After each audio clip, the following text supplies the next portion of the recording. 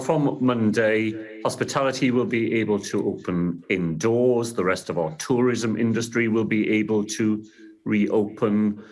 Indoor events will begin again for a limited number of people. Cinemas, theatres, concert halls will begin the journey to resuming. And because the number of people suffering from coronavirus in Wales continues to go down, then we're able to slightly increase the number of people able to be together in a pub or restaurant or cafe from 4, as we'd originally anticipated, to 6. And how rigidly will you stick to your lockdown exit plan, bearing in mind the Indian variant of coronavirus? How much will you be monitoring that, and how much will it affect your plans?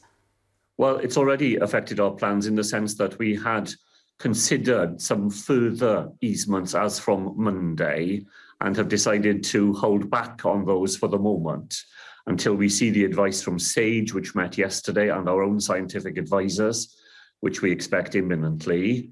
There were 17 cases of the Indian variant in Wales yesterday, but over 700 in England. And there's a concentration of those in the northwest of England, and the border between the northeast of Wales and the northwest of England is very porous.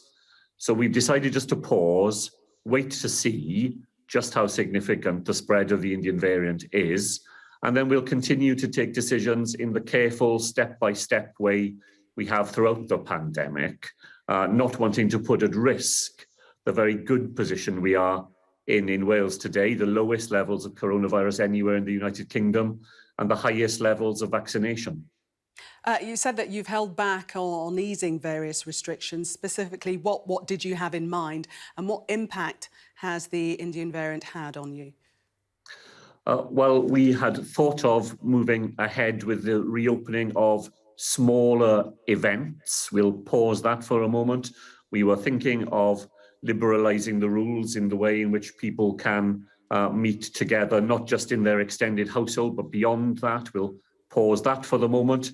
If the advice on the Indian variant is that it is safe to move ahead, we won't need to wait for the end of our next 3-week cycle to do those things.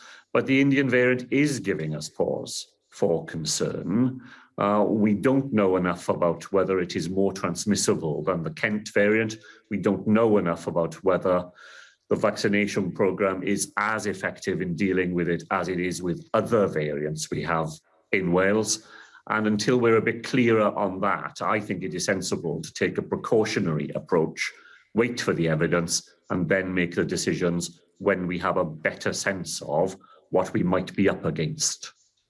The Welsh vaccination has been the most successful in the UK. If levels of coronavirus increase across the border, will you then look at restrictions on travel? Not expecting to do that at the moment. I've heard English ministers saying that they may think of amending their vaccination schedule, and we would look at that too.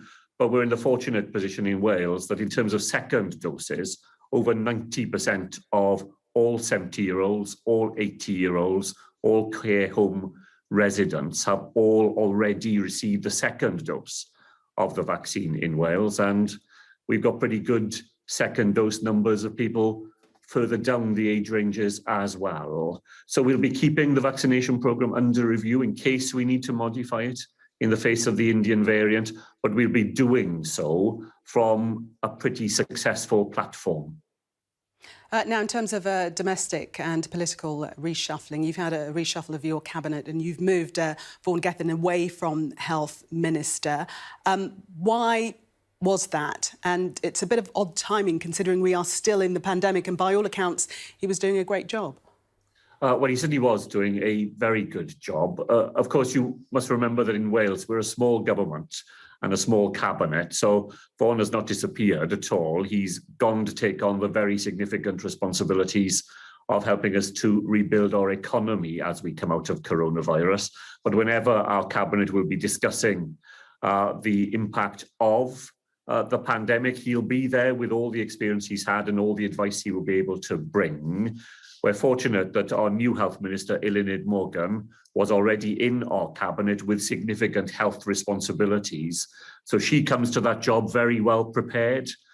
Our hope is, of course, that we are putting coronavirus behind us, and the focus of my new cabinet will be on rebuilding Wales, rebuilding our health service, rebuilding our economy, dealing with that other great crisis of our time in climate change as we move beyond the crisis that has gripped us for the last 15 months.